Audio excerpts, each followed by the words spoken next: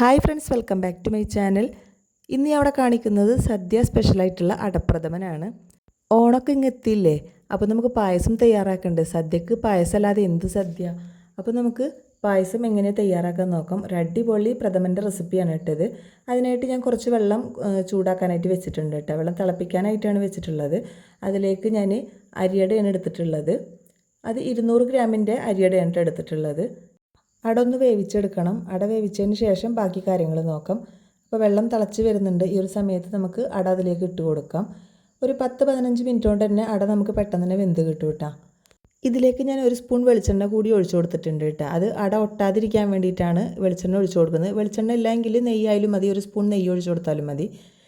അപ്പോൾ ഒരു 15 മിനിറ്റാണ് ഈ അട വേവാനായിട്ട് എനിക്കെടുത്ത സമയം. അത് അട വെന്തതിന് ശേഷം ഒരു അരിപ്പയിലേക്ക് ഞാൻ അതൊന്ന് ഊറ്റിയെടുക്കുന്നുണ്ട്. ഇനി അട ഒട്ടാതിരിക്കാനായിട്ട് അതിൻ്റെ മുകളിൽ കുറച്ച് വെള്ളം കൂടി ഒഴിച്ചു കൊടുക്കാം. തണുത്ത വെള്ളം ഒഴിച്ചു കൊടുക്കാം. ഒരു 2-3 വട്ടമൊക്കെ ഒഴിച്ചു കൊടുക്കാം കേട്ടോ. ഞാനൊരു തവണയാണ് ഒഴിച്ചു കൊടുക്കുന്നുള്ളൂ. അപ്പോൾ അട ഒട്ടാതെ കിട്ടാൻ വേണ്ടിയിട്ടാണ് അങ്ങനെ ചെയ്യുന്നത്. ഇനി അതങ്ങനെ തന്നെ മാറ്റി വെക്കാം. ഇനി വേണ്ടത് ശർക്കരയാണ്. ശർക്കര ഒന്ന് അലിയിച്ചെടുക്കണം. ഞാൻ 500 ഗ്രാം വരുന്ന ശർക്കരയാണ് എടുത്തിട്ടുള്ളത്. പായസമാകുമ്പോൾ കുറച്ച് മധുരം അധികം വേണമല്ലോ, അതുകൊണ്ടാണ് ഞാൻ 500 ഗ്രാം എടുത്തിട്ടുള്ളത്. ഇനിയിപ്പോൾ ഇത്രയും മധുരം വേണ്ടാന്നുള്ളവർക്ക് 400 ഗ്രാം എടുത്താലും മതി കേട്ടോ. ഇനി ഒരു പാത്രത്തിലേക്ക് 1/4 കപ്പ് ചവ്വരി ഇട്ട് കൊടുത്തിട്ടുണ്ട്. അതിലേക്ക് തിളച്ച വെള്ളമാണ് ഒഴിച്ചു കൊടുക്കുന്നത്. നല്ലപോലെ തിളച്ച വെള്ളമാണ് ഒഴിച്ചു കൊടുക്കുന്നത്. അതൊന്ന് കുതിർത്തെടുക്കണം. ഈ ഗ്യാസ് സ്റ്റോപ്പിൽ ഞാൻ ഒരു ഉരുളിയാണ് വെച്ച് കൊടുത്തിട്ടുള്ളത്. അടികട്ടികൾ ഏത് പാത്രമായാലും കുഴപ്പമില്ല കേട്ടോ. അതിലേക്ക് 2 ടീസ്പൂൺ നെയ്യ് ഒഴിച്ചു കൊടുത്തിട്ട് കുറച്ച് തേങ്ങാക്കൊത്ത് ഇട്ടിട്ടൊന്ന് വറുത്തെടുക്കുന്നുണ്ട്. തേങ്ങാക്കൊത്ത് എന്തായാലും വേണം കേട്ടോ, അതാണ് ടേസ്റ്റ് ഉണ്ടാവുള്ളൂ. തേങ്ങാക്കൊത്തൊന്ന് മൂത്ത് വരുമ്പോൾ അത് നമുക്ക് കോരിയെടുക്കാം.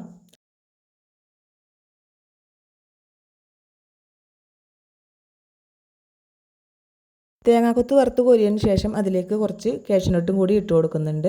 അപ്പോൾ ഈ കാഷ്നട്ടായാലും തേങ്ങാക്കൊത്തായാലും മുന്തിരി ആയാലും എടുക്കുമ്പോൾ ഒക്കെ നമ്മുടെ ഇഷ്ടത്തിന് എടുക്കാം കേട്ടോ. അതിനൊക്കെ ഒരു അളവ് വെക്കുന്നില്ല. എത്ര പായസമാണോ നമ്മൾ ഉണ്ടാക്കുന്നത് അതിനനുസരിച്ചിട്ട് ഇതിൻ്റെ അളവൊക്കെ കൂട്ടിയും കുറച്ചൊക്കെ എടുക്കാവുന്നതാണ്.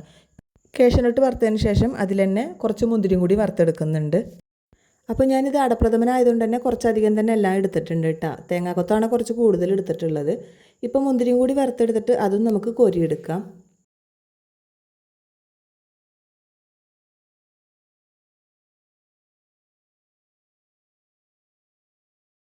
അങ്ങനെ മുന്തിരിയും വറുത്ത് കോരി എടുത്തിട്ടുണ്ട്. ഇനി അതിലേക്ക് തന്നെ നമ്മൾ ഉരുക്കി വെച്ചിട്ടുള്ള ശർക്കര അരിച്ചൊഴിച്ചു കൊടുക്കാം.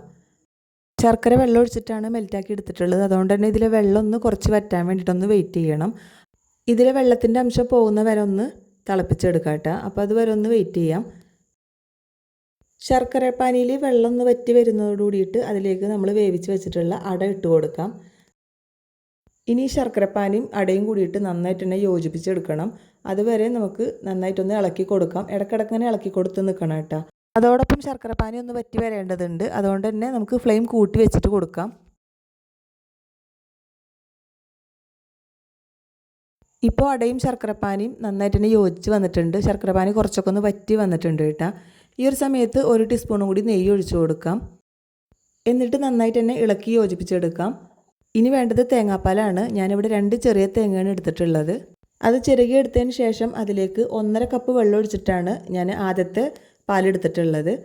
ഇത് ഒഴിച്ചു കൊടുക്കുന്നത് 2ാം പാലാണ് കേട്ടോ. 2ാം പാൽ 4 കപ്പ് ഒഴിച്ചു കൊടുക്കുന്നുണ്ട്. അപ്പോൾ ആദ്യത്തെ പാലെടുത്തതിന് ശേഷം വീണ്ടും 2 കപ്പ് വെള്ളം ഒഴിച്ചു കൊടുത്തിട്ടാണ് 4 കപ്പ് പാല് എടുത്തിട്ടുള്ളത് കേട്ടോ. ഇനി ഇതിലേക്ക് നമ്മൾ ചുടുവെള്ളത്തിൽ കുതിർത്ത് വെച്ചിട്ടുള്ള ചവ്വരി ഇട്ട് കൊടുക്കാം. ചവരിയും കൂടി ഇട്ടിട്ട് നന്നായിട്ടൊന്ന് ഇളക്കിയെടുക്കാം.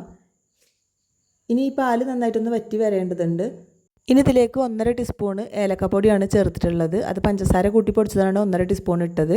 പിന്നെ 1/2 ടീസ്പൂൺ തന്നെ ചുക്കുപൊടി ഇട്ട് കൊടുത്തിട്ടുണ്ട്. 1/2 ടീസ്പൂൺ ജീരകം പൊടി ഇട്ട് കൊടുത്തിട്ടുണ്ട് കേട്ടോ. അപ്പോൾ ജീരകപ്പൊടി ഇടണമെന്ന് നിർബന്ധമല്ല, താല്പര്യമുള്ളവർ മാത്രം ഇട്ട് കൊടുത്താൽ മതി. എനിക്ക് ഈ ജീരകത്തിൻ്റെ ഫ്ലേവർ ഇഷ്ടമാണ്, അതുകൊണ്ടാണ് ഞാൻ ജീരകം ഇട്ട് കൊടുത്തിട്ടുള്ളത്. മധുരം ഒന്ന് ബാലൻസ് ചെയ്യാനായിട്ട് 1 നുള്ളു ഉപ്പും കൂടി ഇട്ട് കൊടുത്തിട്ടുണ്ട്. ഇനി എല്ലാം കൂടി നന്നായിട്ടൊന്ന് മിക്സ് ചെയ്തെടുക്കാം.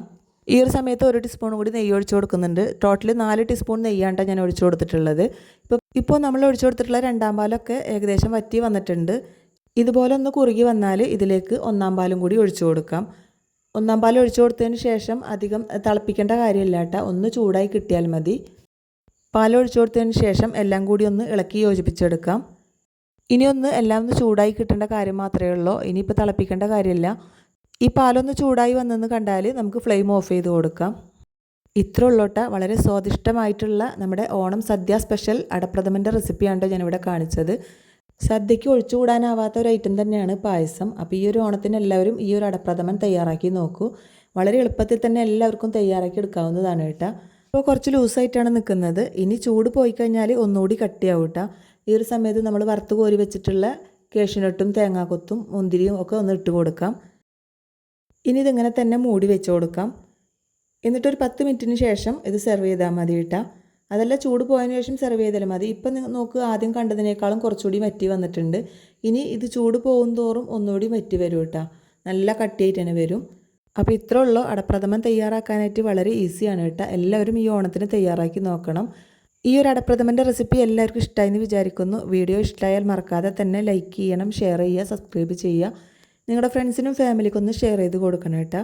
എൻ്റെ ചാനൽ ആദ്യമായിട്ട് കാണുന്നവരുണ്ടെങ്കിൽ പ്ലീസ് ഒന്ന് സബ്സ്ക്രൈബ് ചെയ്ത് സപ്പോർട്ടും കൂടി ചെയ്യണം. അടുത്തുള്ള ബെല്ലൈക്കൺ എനേബിൾ ചെയ്ത് അതിലെ ഓൾ എന്ന ഓപ്ഷൻ ക്ലിക്ക് ചെയ്യാൻ മറക്കരുത്. അപ്പോൾ അടുത്ത നല്ലൊരു വീഡിയോ വരെ നമുക്ക് വീണ്ടും കാണാം. താങ്ക്